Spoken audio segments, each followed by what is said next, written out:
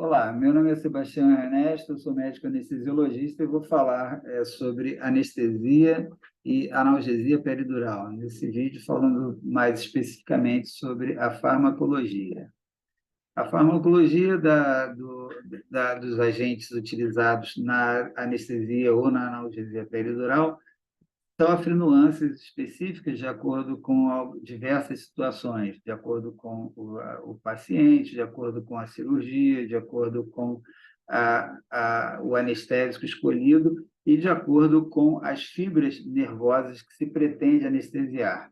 São drogas que têm a sua característica intrínseca, como a sua potência, a sua latência, duração do efeito, existem alterações de resposta de acordo com a dose utilizada e isso vai ser influenciado tanto em relação a volume quanto concentração da droga, e o local da punção na anestesia peridural vai ser muito importante na execução da técnica e na obtenção da anestesia de qualidade para o procedimento que se planeja.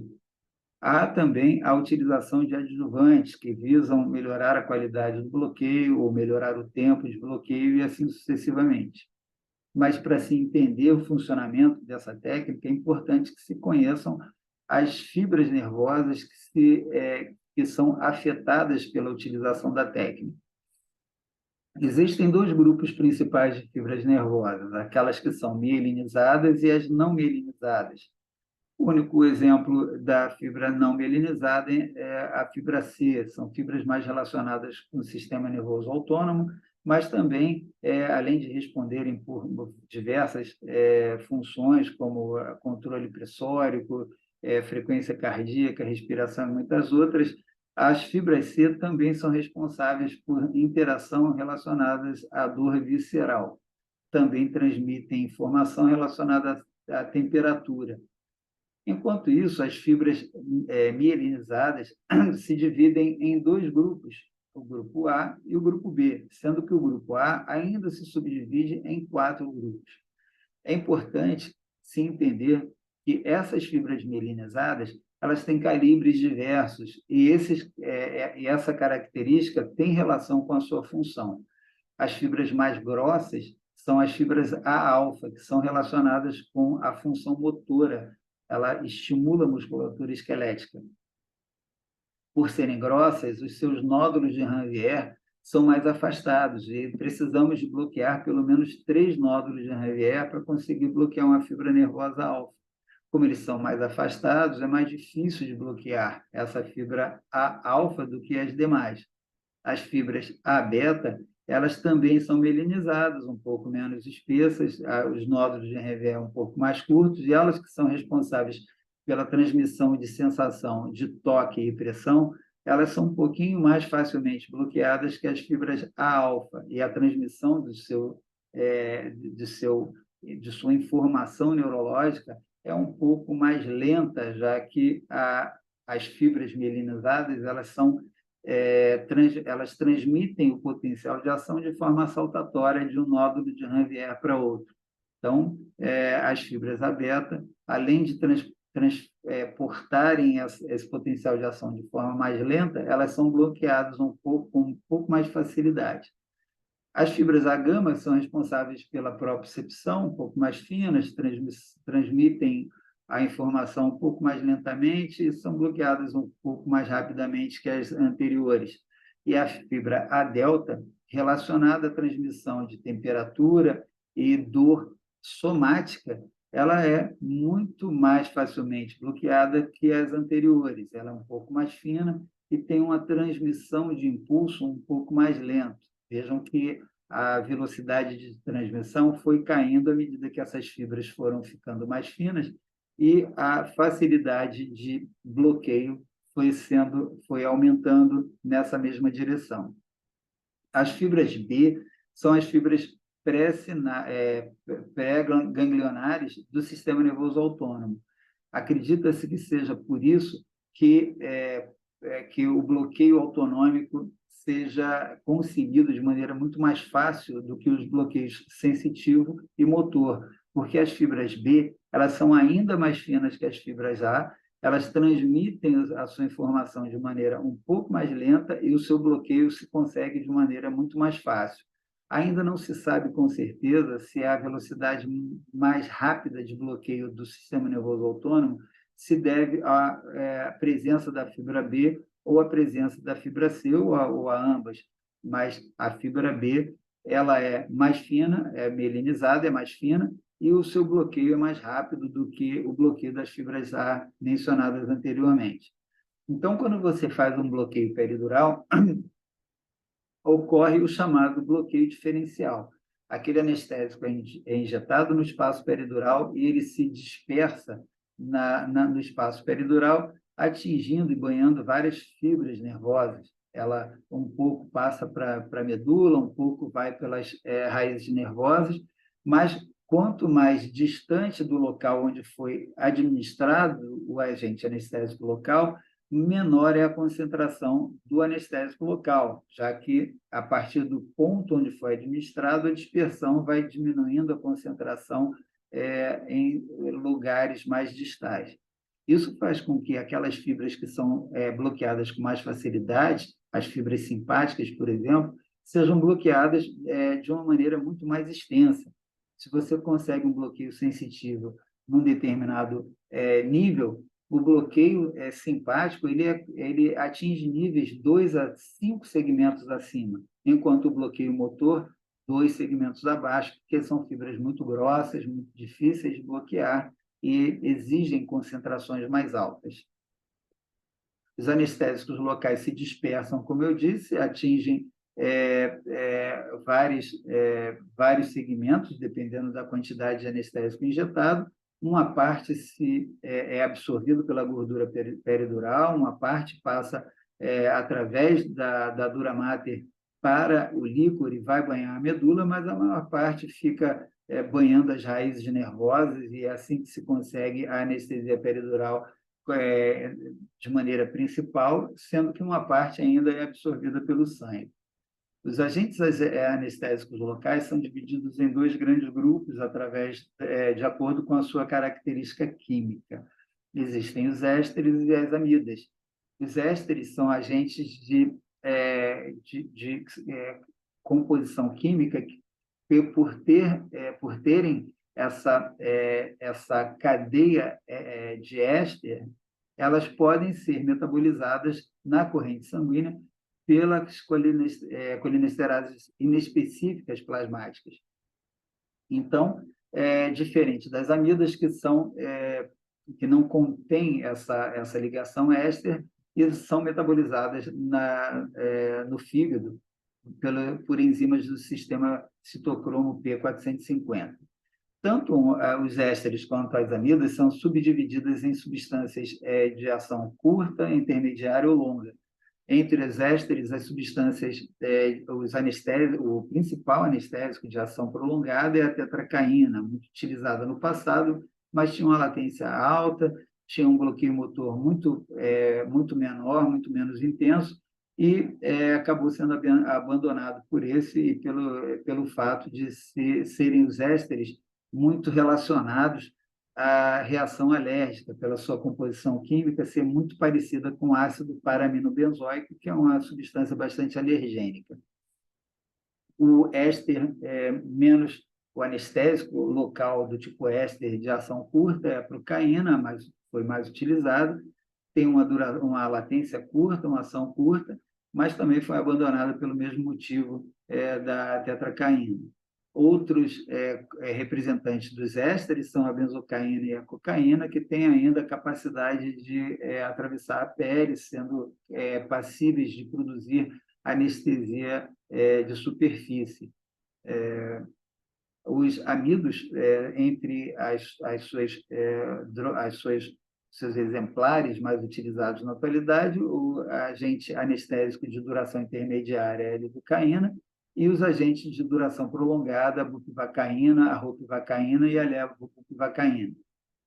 Essas substâncias, elas são, tanto os aminoésteres quanto os aminoamidas, eles são substâncias que são compostas por um radical amina, que é hidrofílico, e um terminal aromático lipofílico. essas duas extremidades são ligadas por uma cadeia intermediária. E essa cadeia intermediária pode ser um éster ou pode ser uma amida. Em relação ao éster, ele é obtido através da ligação ou da reação entre o ácido carboxílico com álcool, onde ocorre a perda de um hidrogênio, vamos ver aqui com mais detalhe, o hidrogênio do ácido carboxílico vai se ligar com a hidroxila desse álcool, e esse radical vai se ligar nesse átomo de oxigênio para produzir essa cadeia intermediária, que é um éster, que está localizado aqui.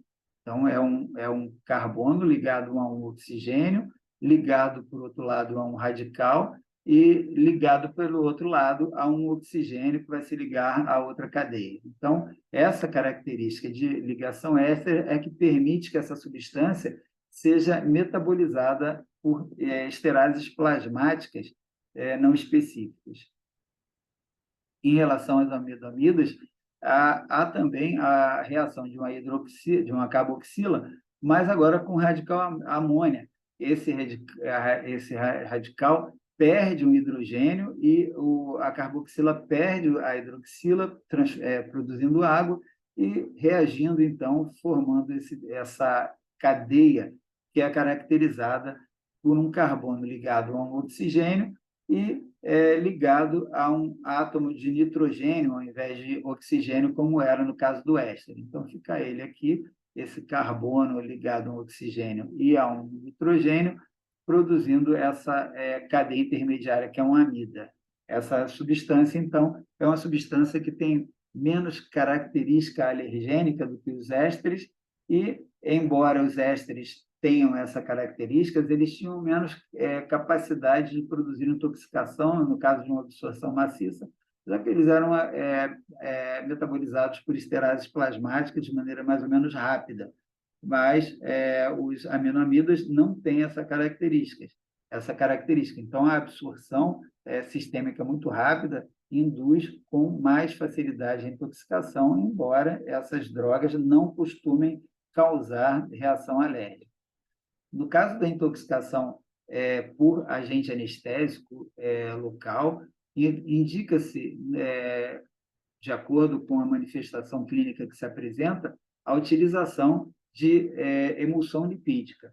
Indivíduos que começam a apresentar, depois de uma administração de anestésico local, na execução de uma anestesia peridural, ou de um bloqueio de plexo, ou de uma anestesia regional qualquer que se utiliza um volume um pouco maior, essa absorção pode levar à intoxicação tanto do sistema nervoso central quanto do aparelho cardiovascular. Em relação ao sistema nervoso central, as manifestações começam com sensação de gosto metálico na boca, formigamento na língua, nos lábios, até começar com a agitação do paciente, escotoma cintilante, o paciente pode apresentar convulsões até coma. Essa intoxicação do sistema nervoso central, ela é um pouco mais facilitada, ocorre com concentrações um pouco menores do que aquelas necessárias para causar a intoxicação cardiovascular. Isso se deve ao fato do sistema nervoso autônomo apresentar frequência de despolarização muito maior. Isso facilita a entrada do agente anestésico na célula do paciente, fazendo com que haja, então, a intoxicação. A intoxicação do lado cardiovascular pode apresentar taquicardia ou bradicardia, bloqueio, arritmias malignas e até parada cardiovascular. Pacientes que apresentam hipotensão importante, choque ou arritmia importante, ou mesmo aquele paciente que já começa a apresentar sinais neurológicos importantes, é importante que se tenha à mão a emulsão lipídica. Enquanto o paciente está estável, é importante o controle da situação com agentes anticonvulsivantes, iniciando com a utilização do midazolam, que pode aumentar o limiar de convulsão, mas pacientes que começam a apresentar quadros mais graves, é importante que se chame por ajuda e iniciar a atenção desse paciente de acordo com o grau de complexidade que ele apresenta. pacientes com o desequilíbrio hemodinâmico importante, iniciar as manobras de suporte avançado da vida para que se obtenha uma manutenção do estado metabólico adequado nesse paciente. Como os agentes anestésicos locais são bases fracas, toda base em situação de acidose, se o paciente apresenta acidose, essas bases são ionizadas. E se esse agente anestésico local já entrou na célula do paciente, está causando a intoxicação, e ela está ionizada pela acidose do paciente, essa molécula não vai sair, não vai conseguir atravessar a membrana para ser eliminada. Então, é importante que se mantenha a estabilidade hemodinâmica a todo custo, manter uma ventilação adequada, uma oxigenação adequada e a utilização de drogas vasopressoras de acordo com o necessário. Se ele apresentar arritmia, não trate essa arritmia com anestésico local, com vasopressina, com bloqueador de canais de cálcio, nem com beta-bloqueador, que isso vai agravar a situação. Esses pacientes, se apresentarem arritmia maligna, essa arritmia ou vai ser tratada com cardioversão ou com desfibrilação, e se houver necessidade de utilização de droga no atendimento de suporte avançado da vida, a amiodarona é a droga a ser utilizada. Se houver necessidade de utilizar efedrina, epinefrina, ou adrenalina, né? Utilizar doses inferiores àquelas utilizadas em atendimento tradicional do suporte avançado da vida. A dose aqui é de 1 micrograma por quilo de peso. Todas as vezes que houver indicação de utilizar adrenalina, então, 1 miligrama por quilo de peso. Não é para usar 1 miligrama como se utiliza normalmente na parada cardíaca. Então, o paciente parou, massagem, avalia o ritmo, se houver indicação de choque, choca, se massageia, se voltar na próxima parada do ciclo de atendimento, se ainda estiver fibrilando, utilizar a epinefrina e desfibrilar de novo, e, na sequência, se houver ainda manutenção de fibrilação na próxima avaliação de ritmo, utilizar a amiodarona. E a adrenalina sempre 1 micrograma por quilo de peso. A utilização da emulsão lipídica é na dose de 1,5 ml por quilo de peso em 1 minuto, seguido de uma infusão de 0,25 ml por quilo por minuto. Após 5 minutos, avalia-se o paciente de novo, se ainda estiver instável, repetir a dose de ataque e dobrar a infusão de 0,25 para 0,5 ml por quilo por minuto. Esses pacientes, se eles chegaram a apresentar parada cardiorrespiratória, eles vão ficar em observação por pelo menos 12 horas em terapia intensiva. Se apresentou apenas hipotensão importante, mas foi revertida de maneira rápida, uma observação em torno de 6 horas. E se o paciente apresentou convulsão, observar por 2 horas para ver se o estado do paciente vai se manter estável após a recuperação de todo o seu cenário. Em geral, esses agentes anestésicos, como eu disse, são todos bases fracas, mas, em geral, eles têm uma variação de pKa. Lembramos que o pKa é o pH do ambiente que vai deixar metade dessa substância ionizada e metade não ionizada. Vamos pegar aqui a bupivacaína como exemplo, tem um pKa de 8,1. Então, se eu administro no paciente a bupivacaína, que tem o pKa de 8,1, e o indivíduo está com um pH de 7,4, ele vai ter um determinado grau de ionização. Por quê? Porque, como é uma base, toda vez que ela estiver em ambiente mais alcalino, ela vai se tornar menos ionizada. Em ambiente mais acidótico, vai se tornar mais ionizada. Então, comparando aqui, por exemplo, com a lidocaína, que tem um pKa de 7,9, que é mais próximo do pH fisiológico, então, como a diferença é menor, a lidocaína vai estar menos ionizada do que a bupivacaína, que vai estar mais longe do pH normal. Então, esse é um dos fatores que faz com que a lidocaína tenha uma latência menor. tá? Então, ela começa a ação mais rapidamente porque ela é menos ionizada. Independente do pH que tiver, se eu administrar uma droga ou a outra, vai acontecer essa diferença. A lidocaína vai estar sempre menos ionizada do que a bupivacaína, né? No pH em que ela for administrada. Outro fator importante é que a lidocaína tem uma potência menor. Tanto é que no frasco a gente já vê que a gente utiliza a 2% a lidocaína em geral, enquanto a bupivacaína a gente utiliza em geral para anestesia a 0,5%. Isso porque a bupivacaína é mais potente, então eu uso numa concentração menor.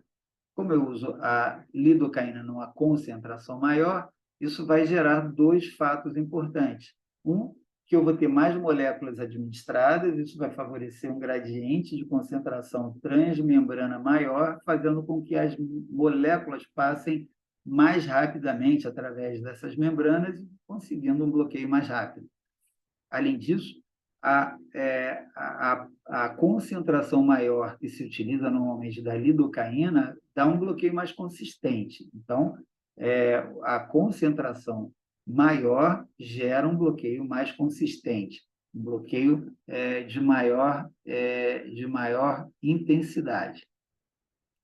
Então, descobrimos aqui, através do pCAPA e da potência dos anestésicos, como isso interfere com a latência. Mas tem um outro fator importante que está relacionado com a duração do efeito. Esse fator é a ligação proteica. Quando a gente utiliza a bupivacaína, ela tem uma ligação proteica de 95%, enquanto a lidocaína tem uma ligação proteica de 64%. Como a lidocaína tem uma ligação proteica menor, a sua duração de efeito é mais curta, tanto para o efeito desejado quanto para o indesejado. Então, a duração da anestesia é menor e o efeito deletério de uma intoxicação também é menos importante do que a bupivacaína. A gente sabe que pacientes que apresentam parada cardíaca por intoxicação por bupivacaína têm uma das mais difíceis paradas cardíacas para reversão entre as estudadas. E isso se deve a essa intensa ligação proteica. A bupivacaína se liga àquela proteína dos canais e tem muita dificuldade para se desligar, então isso faz com que haja uma dificuldade imensa do tratamento de uma parada cardíaca pela bupivacaína. Por isso, um dos mecanismos importantes, como mencionado anteriormente, é o uso da emulsão lipídica.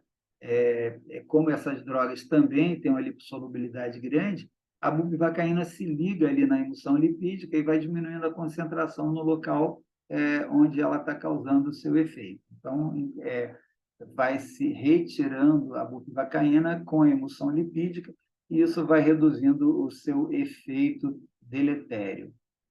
Aqui explica-se nesses gráficos, os dois de baixo são iguais ao de cima destrinchado, mas observando esse gráfico de cima, observamos que quando o pH e o pKa são iguais, as substâncias estão 50% ionizadas e 50% não.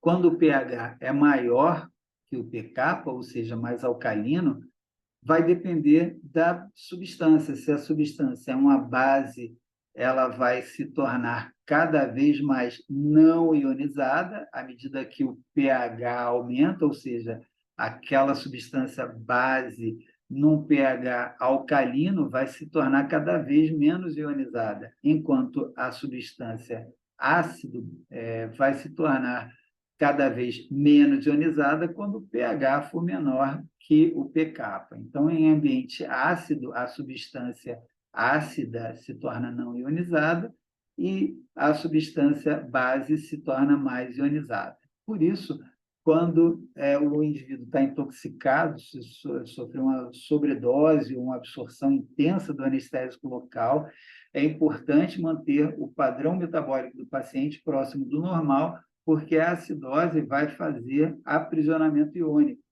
O agente anestésico local entra na célula, encontra um ambiente acidótico, se ioniza e depois ele não consegue voltar. Se você deixar esse paciente ficar muito acidótico, isso vai se intensificar e o tratamento fica cada vez mais difícil. Então, ventilar, oxigenar, manter o estado hemodinâmico do paciente adequado. Existem os adjuvantes, são utilizados para melhorar a qualidade da anestesia ou o tempo.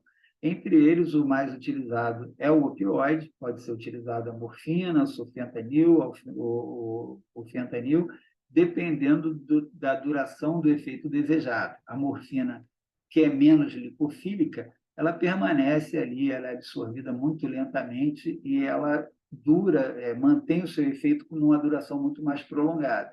O fentanil e o sulfentanil, sendo mais lipofílicos, são absorvidos mais rapidamente e a duração do efeito se encurta.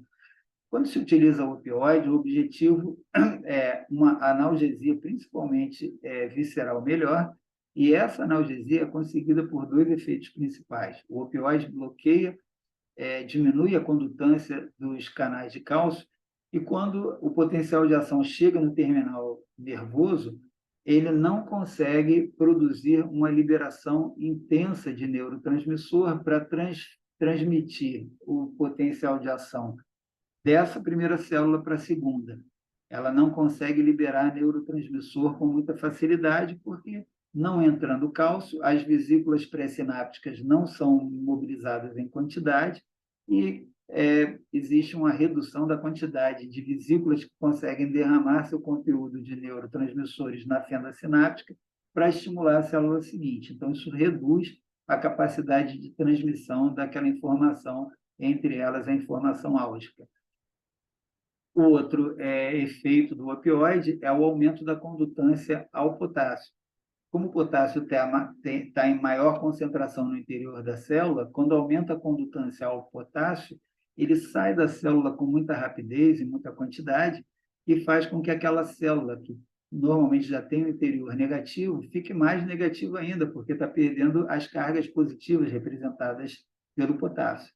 Então, ela fica hiperpolarizada e tem dificuldade para despolarizar. Você não consegue despolarizar aquela célula com facilidade, você não consegue transmitir o impulso nervoso, a informação álgica. A adrenalina tem outra função. Ela provoca a vasoconstrição e faz com que o agente anestésico local permaneça ali no local por mais tempo. Isso gera dois efeitos. Um é que você tem uma diminuição da velocidade de absorção para o sangue, diminui o risco de intoxicação. Então, vai com mais lentidão a transferência do anestésico local do local onde ele foi injetado para a circulação sanguínea. Isso acontece com todos os anestésicos. O outro efeito é o aumento da duração do efeito do anestésico local. Então, se você usar a lidocaína sem adrenalina ou com adrenalina, você vai ter uma duração de efeito diferente. Com a adrenalina, vai aumentar em até 50% a duração da anestesia da lidocaína. Mas, em relação aos agentes anestésicos locais de duração mais prolongada, como a bupivacaína, por exemplo, essa duração da anestesia não acontece de maneira significativa, já que se eu já tenho uma duração de anestesia de 4 horas, mais ou menos, na peridural, essa adrenalina não vai manter essa vasoconstrição por um tempo muito maior que isso. Nem sei se vai chegar a isso. Então, a adrenalina não consegue aumentar muito o tempo a duração do efeito dos agentes anestésicos de duração prolongada. Em relação à adrenalina, ainda tem outro fator importante. Quando você utiliza o agente anestésico do frasquinho que vem com a adrenalina, normalmente ele vem com conservante. Esse conservante é o metilparaben. E muitas vezes o paciente fala para você, eu já tive alergia à xilocaína. É muito difícil isso acontecer. O mais provável é que tenha sido utilizada a xilocaína com vasoconstritor, e aí, como esse anestésico com vasoconstritor normalmente vem com metilparabeno, o metilparabeno ele é alergênico, ele tem uma estrutura molecular parecida com o ácido paramino-benzoico. Então, é um outro risco que pode acontecer. Além disso, se você inadvertidamente perfura a dura mater, esse anestésico local com adrenalina e conservante pode entrar no líquor, e o metilparabeno pode ter algum efeito neurotóxico. Então, é muito bom ter cuidado com isso. Os alfa-agonistas, principalmente a clonidina utilizada na associação de anestésico local na RAC e na peridural, aumentam a duração do efeito, mas às custas de bradicardia e hipotensão, muita gente não gosta de utilizar. Anticolinesterásico também pode ser utilizado com o objetivo de melhorar a analgesia, também tem um efeito controverso, e a ketamina também melhora a qualidade da anestesia, mas ainda os estudos são bastante controversos e a utilização ainda não tomou volume suficiente para ter respaldo e evidência para aconselhar o uso rotineiro da ketamina, tanto na RAC quanto na peridural. Voltando à característica da substância, então, em relação ao que se pode alterar dessa substância, a utilização de doses diferenciadas, e a dose, a gente sabe que é a multiplicação do volume utilizado pela concentração. Esses dois componentes que vão formar a dose utilizada, eles são muito importantes em duas características do seu bloqueio. A concentração está relacionada com a densidade do bloqueio, e por isso a densidade do bloqueio da lidocaína, que se usa a 2%, é muito maior do que a densidade do bloqueio da bupivacaína, que se usa a 0,5%, e se você alterar essa concentração do mesmo anestésico, esse mesmo anestésico em concentrações diferentes vão ter densidades de bloqueio diferentes também. O volume vai estar mais relacionado com a dispersão. Quanto maior o volume, maior a dispersão. E lembrando sempre que essa dispersão não é só da anestesia ou da analgesia. Vai ter também dispersão do bloqueio motor e do bloqueio simpático. Lembrando do bloqueio diferencial, você tem um bloqueio sensitivo num determinado nível, o bloqueio simpático, 2 a 5 segmentos acima, e o bloqueio motor, cerca de 2 segmentos abaixo, pelos motivos já explicados. Em geral, as doses, o volume escolhido é igual a 1 a 2 ml por segmento que se almeja bloquear. Quase o dobro. Então, quanto que eu vou utilizar 1, quanto que eu vou utilizar 2 ml? Não há consenso em relação a isso, mas como acredita-se que a altura importa pouco na escolha do volume a ser utilizado, em geral, escolhe-se de acordo com o risco de alterações hemodinâmicas em relação ao quadro do paciente. Então, pacientes que tenham menor reserva fisiológica usar volumes menores, e pacientes com mais reserva fisiológica utilizar volumes maiores. Extremos de altura podem interferir. Pacientes muito baixos ou pacientes muito altos podem apresentar diferença na distensão desse bloqueio, e aí você escolhe nos pacientes muito altos algo mais próximo de 2 ml por segmento, no paciente muito baixo algo próximo de 1 ml por segmento. Lembrando que a utilização do catéter no espaço peridural é muito bem-vinda no manuseio de pacientes com menor reserva fisiológica, uma vez que você pode titular, você vai administrando pequenos volumes, observando onde está chegando o bloqueio que você está conseguindo, para não atingir bloqueios muito extensos que podem causar, em alguns pacientes, respostas hemodinâmicas muito mais intensas. Aqui, a relação dos principais agentes anestésicos utilizados, a lidocaína, é utilizada em geral em concentração de 2%, tem uma latência menor, já foi explicado, cerca de 10 a 20 minutos, para o bloqueio atingir o seu nível máximo possível com aquele volume utilizado, e tem uma duração de 60 a 120 minutos, podendo estender se utilizar o vasoconstritor. Os outros agentes anestésicos, bupivacaína, ropivacaína e levobupivacaína, podem ser utilizados em concentrações variadas. A bupivacaína foi mais utilizada no passado,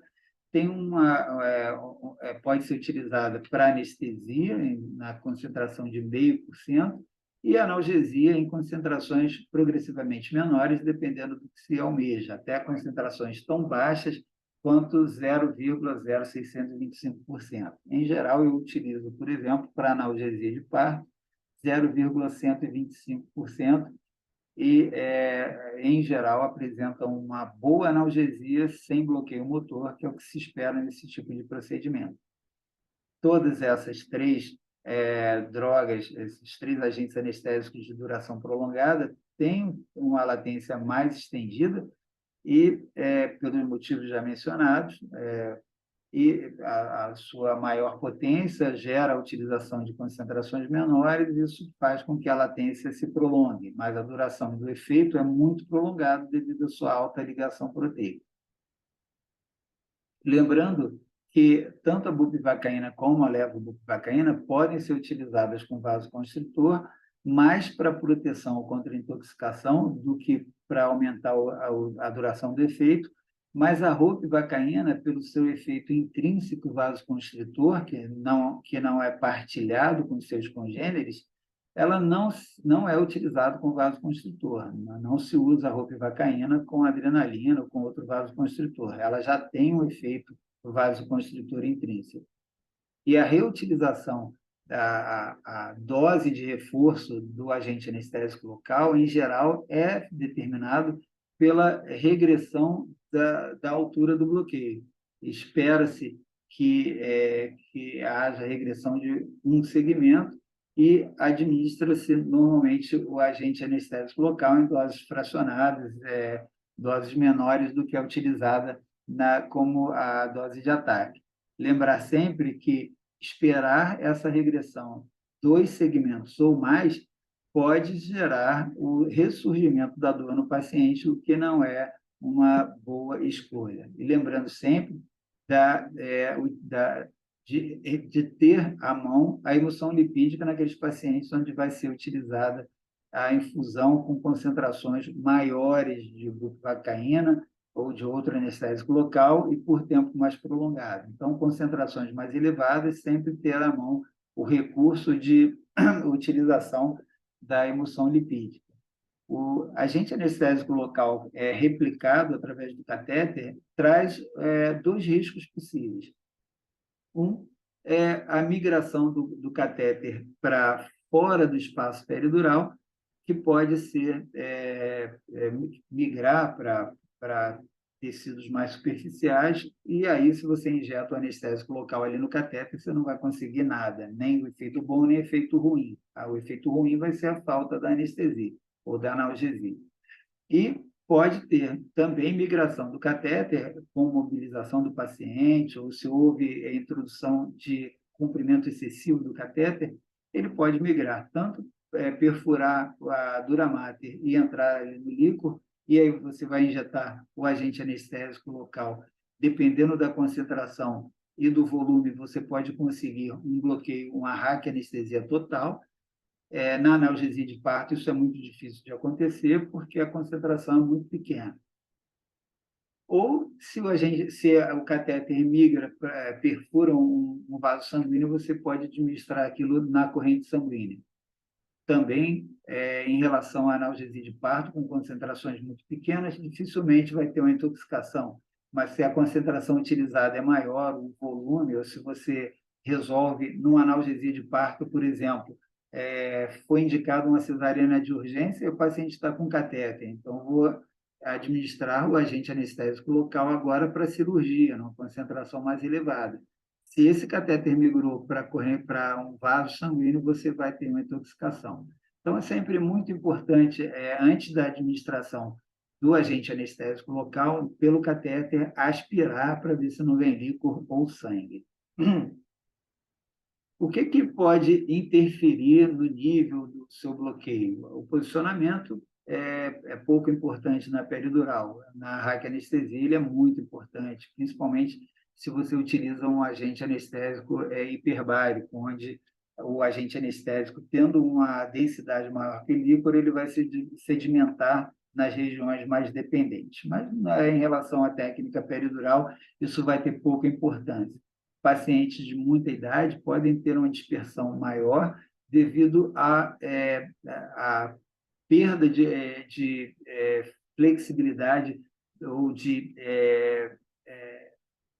de complacência dos forames intervertebrais, fazendo com que os anestésicos, então, sofram uma dispersão maior.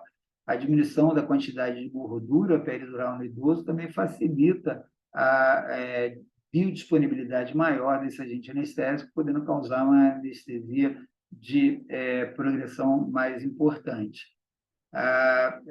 O peso do paciente tem pouca importância, a não ser naqueles pacientes grandes, obesos, onde o aumento da pressão abdominal causa engurgitamento dos vasos peridurais, e isso diminui o espaço livre, e o agente anestésico injetado ali vai ter menos espaço, então ele vai se dispersar maior, de maneira mais intensa. A altura já foi mencionada, apenas indivíduos de altura muito grande ou muito pequena podem apresentar alguma influência.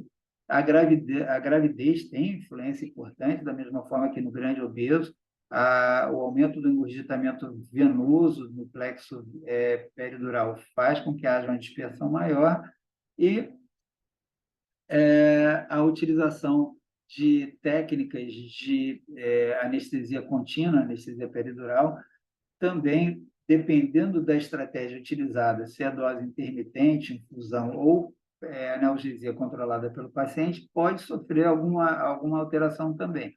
Alguns estudos já mostraram que a utilização de dose de anestésico local em infusão contínua apenas faz com que haja um acúmulo do agente anestésico local muito próximo da região onde ele é administrado, devido a uma pressão contínua de infusão daquela substância. E quando se utiliza a dose intermitente, como é necessário uma injeção com pressão maior, há uma dispersão maior desse agente anestésico no espaço peridural, atingindo níveis mais elevados. Isso pode ser bom ou pode ser ruim, dependendo do caso. Na analgesia controlada pelo paciente, pode ser utilizado tanto a infusão contínua quanto a dose intermitente, mas também pode ser utilizada a associação de infusão contínua com doses intermitentes, sejam essas doses executadas ou administradas pelo próprio paciente, na forma de analgesia controlada pelo paciente, mas também pode ser utilizada a administração pelo médico ou pela enfermagem. Em geral, as doses de anestésico no espaço peridural são administradas ou pelo paciente no PCA ou pelo anestesiologista. Então, se a dose é administrada por terceiro, essa dose deve ser, se a administração da substância é feita de maneira intermitente, a dispersão é maior devido à maior pressão que é causada que é necessária para a administração daquela dose de bolos. Então, só reforçando aqui, eu citei alguns exemplos em relação à administração no PCA. Então, o PCA ou é pelo paciente, né, ou é por alguém com orientação, no caso do paciente não ter habilidade ou competência neurológica para a administração daquela substância. Bom, terminamos aqui essa parte de farmacologia na anestesia peridural. Espero que tenham gostado. Se gostaram, deem um like e compartilhem o conhecimento, as dúvidas, e muito obrigado pela companhia.